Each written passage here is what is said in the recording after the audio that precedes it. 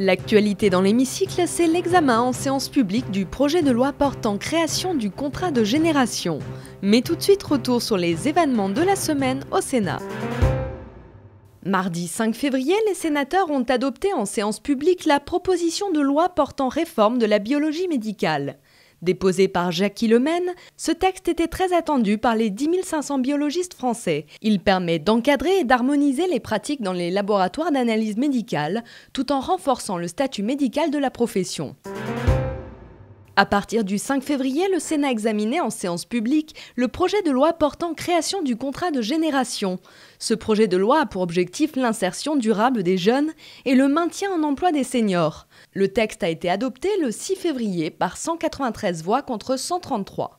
Ce contrat de génération va coûter 1 milliard d'euros pour, nous dit le gouvernement, une création de 500 000 emplois. Or, l'OFCE dit au contraire entre 50 et 100 000 emplois sur le quinquennat.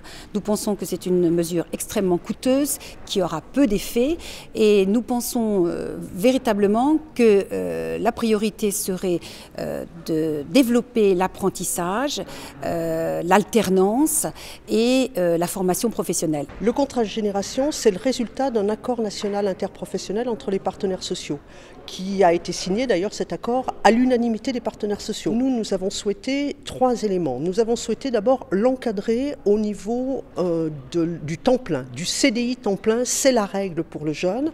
Nous avons souhaité aussi insister sur les enjeux d'accès au plan de formation pour le jeune, du plan de formation de l'entreprise, pour les jeunes, mais aussi pour le travailleur âgé qui reste dans l'entreprise. L'entreprise, bien évidemment, qui veut recruter un jeune, ne pourra pas avoir procédé à un licenciement économique dans les 6 mois précédant ce recrutement. La commission des lois a débuté mardi 5 février son cycle d'auditions sur le projet de loi ouvrant le mariage aux couples de même sexe. Ces auditions ouvertes au public se poursuivront jusqu'au 21 février.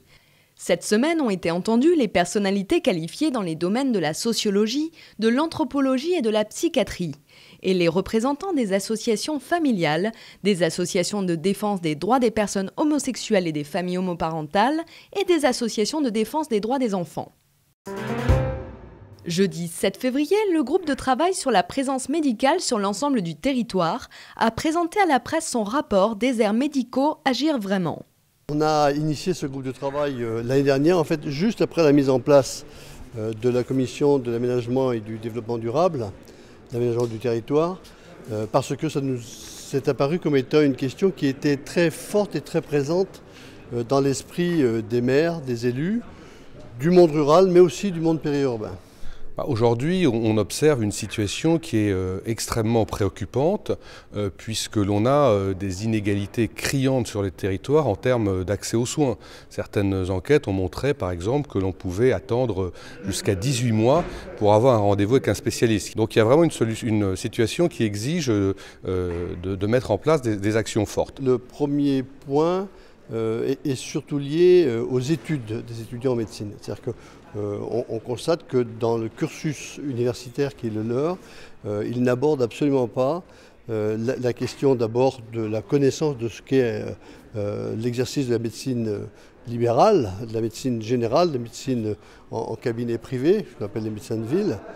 Et puis surtout, dans leur formation, ils ont des obligations à faire des stages en fait, qu'ils ne respectent pas. C'est-à-dire qu'on voit bien que leur formation est beaucoup plus hospitalière qu'une formation qui serait dirigée vers la médecine générale. On a, je crois, 16 propositions. Donc si on doit les résumer ou les classer, un certain nombre de propositions tendent à déjà améliorer la formation des futurs médecins, parce qu'aujourd'hui, la formation des médecins est tournée exclusivement vers le monde hospitalier, ce qui incite peu les jeunes diplômés à s'installer en ville et a fortiori à la campagne.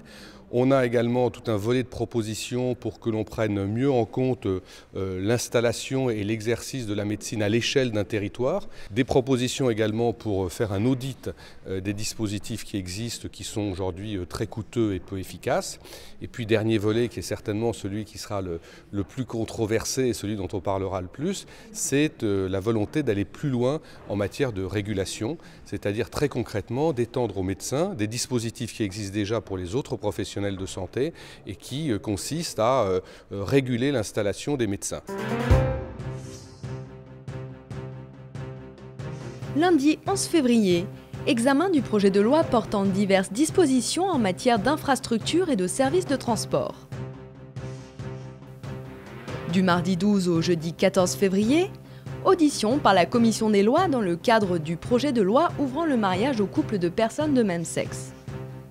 Mercredi 13 février, nouvelle lecture de la proposition de loi visant à préparer la transition vers un système énergétique sobre.